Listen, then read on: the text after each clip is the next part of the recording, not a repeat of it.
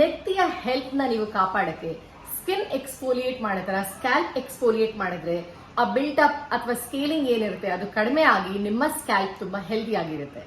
ಇದನ್ನ ಹೇಗೆ ಮಾಡ್ತೀರಾ ಅಂದ್ರೆ ಈ 3 ಸೀರಮ್ಸ್ ನಾನು ಮುಂದೆ ಹೇಳೋದನ್ನ ನೀವು 15 ನಿಮಿಷದ ಮುಂಚೆ ನಿಮ್ಮ ನೆತ್ತಿ ಮೇಲೆ ಹಚ್ಕೊಂಡು, ನಿಮ್ಗೆ ಆಯಿಲ್ ಹಚ್ಚಬೇಕು ಅಂದ್ರೆ ಬರೀ ನಿಮ್ಮ ಕೂದಲಿನ ಮೇಲೆ ಹಚ್ಚಿ, ಸೀರಮ್ಸ್ ನ ನೆತ್ತಿ ಮೇಲೆ ಹಚ್ಚಿ 15 ನಿಮಿಷ ಬಿಟ್ಟು ಆಮೇಲೆ ನಿಮ್ಮ ಶಾಂಪೂ ಅಥವಾ ಕಂಡೀಷನರ್ ಯೂಸ್ ಮಾಡಿ ನೀವು ವಾಶ್ ಮಾಡ್ಕೊಳ್ಳಿ.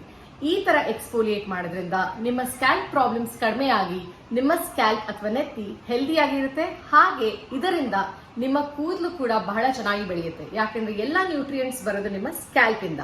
ಸೊ ನಿಮ್ಗೆ ಸೋರಿಯಾಸಿಸ್, ಎಕ್ಸಿಮಾ ಅಥವಾ ಫಾಲಿಕ್ಯುಲೈಟಿಸ್, ಬೇರೆ ಏನಾದ್ರೂ ಸ್ಕ್ಯಾಲ್ಪ್ ಅಥವಾ ಸ್ಕಿನ್ ಪ್ರಾಬ್ಲಮ್ಸ್ ಇದ್ರೆ ನಿಮ್ಮ ಡರ್ಮಟಾಲಜಿಸ್ಟ್ ನ ಕನ್ಸಲ್ಟ್ ಮಾಡಿ ಮಾತ್ರ ಈ ಸೀರಮ್ಸ್ ನ ಬಳಸಿ. Minimalist Glycolic Acid Toner, Deconstruct AHA BHA Serum, Tugain Scalp Cleansing